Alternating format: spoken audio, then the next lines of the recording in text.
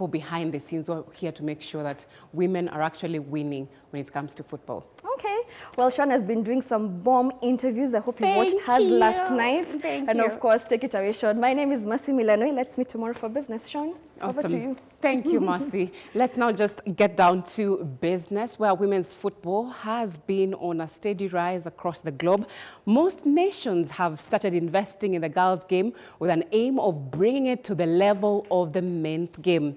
With women's football continually developing, do you think it needs constant promotion to ensure its popularity doesn't suddenly wane, especially during this COVID season? And to answer us on the development of the women's game, we are now joined by Marius Christos, the co-founder of the Athens Women's Football Summit, and he'll be talking to us about just his experience when it comes to promoting the women's game and everything that actually comes with it. Welcome to the program, Marius. Welcome. I'm humbled to actually have you on the show. So quickly, let's just get down to it before we get to the broader topic of women's football. Quickly, tell us about the Athens Women's Football Summit and what it is all about and how it came to be. Thank you very much for having us with you today. Big up for us. The Athens Women's Football Summit is the global home for women's football. We're based in Athens, and our purpose, though, is to unite the whole world of girls' women's football. If football is the world's greatest human social phenomena, women's football is the greatest movement in sport. And about a few years ago, I got together with a good friend and colleague, Agisila Tumazatos. He is the former general manager of Panathinaikos and Deloitte.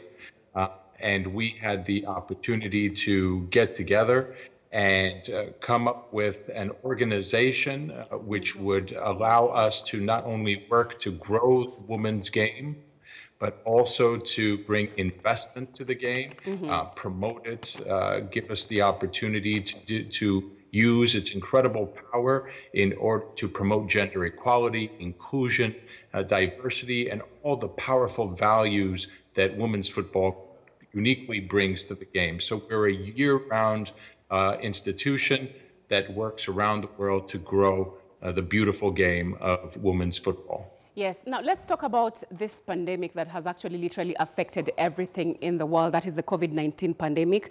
What is your advice to the female footballers who have been forced to sit at home during this time? It has been a very challenging time for them, obviously. We all know that whenever there is a crisis, girls and women around the world are significantly affected in a very disproportionate way. And women footballers are no different, especially taking into account all the unfairness and the lack of pay, the unfair pay that they have to deal with, the fewer resources available to them. But we have to look at this as an opportunity, right?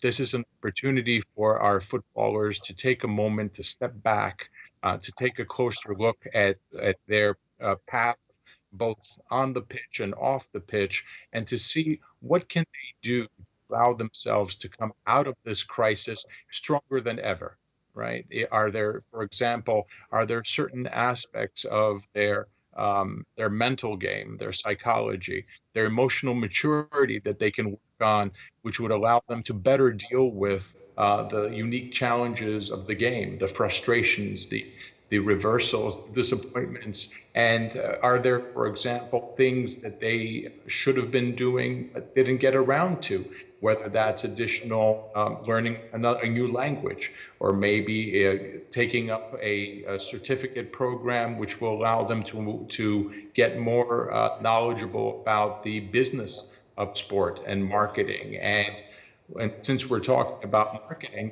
it's a great opportunity for them to be working on growing their own personal brand. I mean, right now, so many players are involved in innovation right now. They're working on their personal brand. They're working on giving back to the community. And it's a great opportunity right now, whether through social media or other ways, to continue to build your brand. Yes. And I think... Yes. So look at this as an opportunity is the point. Yes, and just speaking there, you're very passionate about the women's game. What do you think needs to be done for it to get to the level of the men's game? Well, listen, we've seen unprecedented growth in fan interest, in participation, in investment. For example, we've seen how Visa has invested incredible amounts of money in a 7-year plan with UEFA involved in all their women's football activations. We've seen Barclays enter a 3-year deal with the English Football Association's Women's Super League, exciting investments happening in America with Budweiser and other companies involved with the NWSL and the U.S. Women's National Team. So first of all, we need greater investment. We're seeing companies coming to the women's game every single day because of the unique power of the women's game and the values that it promotes. We need greater investment by federations and government and teams into the infrastructure, which will allow to have the facilities that they need, and that's especially important at the grassroots and amateur level, where in our schools, of course, where girls want to play football, they're excited about the game, but they don't have safe places to play and the time to play the game. We need to continue to increase the visibility of the game, as you know, and I thank you for this program and this opportunity to talk about women's football, because when you look at global broadcasting, you find that about 4% of sports broadcasting is dedicated to women's sports. Well, how can people see the beauty and power of the women's game, the skill, unless the passion, unless they're able to have it on television, to have access to it through all media.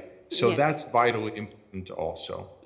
And you've just spoken there about, let's say, North America, and you've spoken about Europe.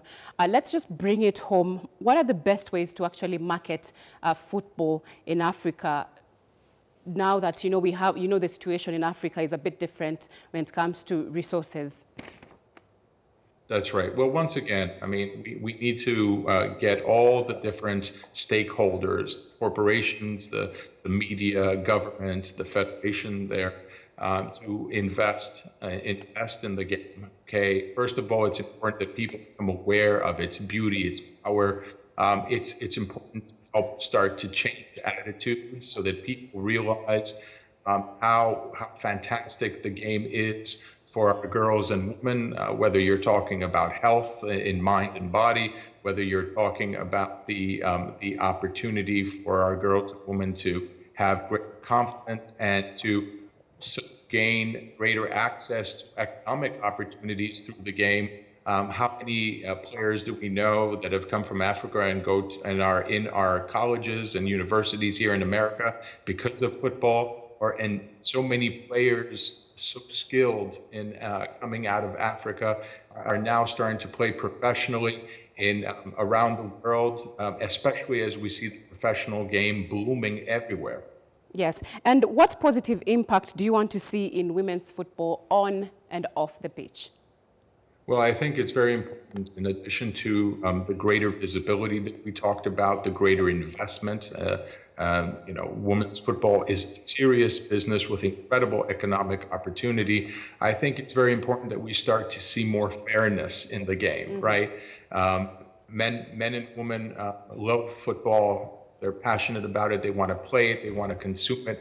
Well, there needs to be greater access and greater fairness in how the game is both, in terms of playing the game, having access to the game, being paid for your football, but also women being treated more equally and with greater inclusion and greater diversity in the game at all levels. And that also means we need to see more women in positions of influence and decision-making so that we can together grow the game and all of us participate in really the world's greatest movement. Yes. And when you speak about women being in positions of power when it comes to the game, that means it has to start from a grassroots perspective. So what are your thoughts on this, and how can we develop the women's game from that grassroots level? What we see time and time again in your country, throughout Africa, around the world, is that girls and women of all ages want to play football. That's vitally important, but unfortunately, they don't have where to play football.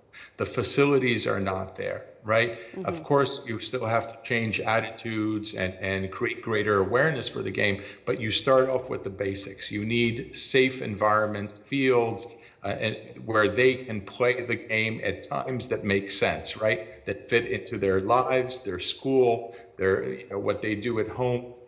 You also need to do more to get the game into the schools, right? I mean, it's vitally important. Once you increase participation, just like our boys and men have the opportunity to play the game, women need to be given their opportunity. Once participation increases at both the grassroots and amateur levels, then that will in turn grow the industry in every way. Yes, and as we quickly just wrap up, let's talk about who you actually have seen make huge steps when it comes to women's football. Which footballer do you think in the women's industry has actually, broken all the barriers and actually made a name for herself? Well, the truth of the matter is that we're seeing that wherever there has been intelligent investment into the game, we see the game growing rapidly. I mean, in the United States, we have millions and millions of players at all levels. Just in high school, varsity, we have over almost 500,000 players. And, the kids that play football, the girls that play football in school, they're the popular girls. They're the cool girls. They're the ones that are that employers are then looking for. And we've seen, the players of the U.S. national team. I mean, what greater example is that? Champions on the field and champions in life.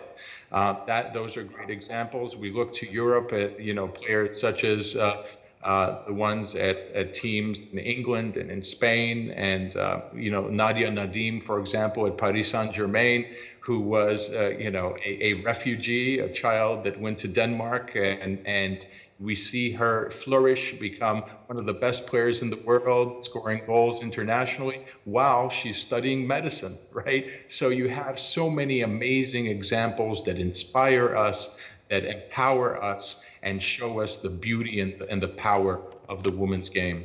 Yes. Thank you. Finally, just briefly, when will be the next Athens Football Women's Summit? The Athens Women's Football Summit's next global get-together will be in October 15th and 16th.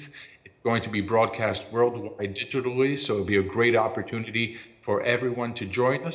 But let's not wait until then. We're a year-round event, an institution that's meant to grow the game and bring investment. Join us, because together, united, we can accomplish amazing things for the women's game and for society. Thank you so much for joining us, Marius Christos Schwantos, the co-founder of the Athens Women's Football Summit. It was lovely hosting you. All the best.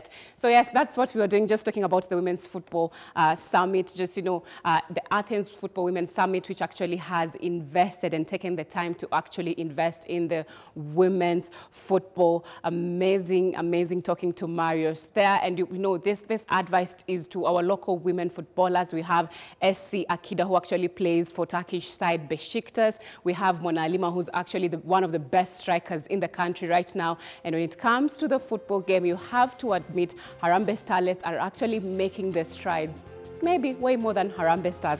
That's all we had for you today on Daily Brief Sports. Have a lovely afternoon. Newscat is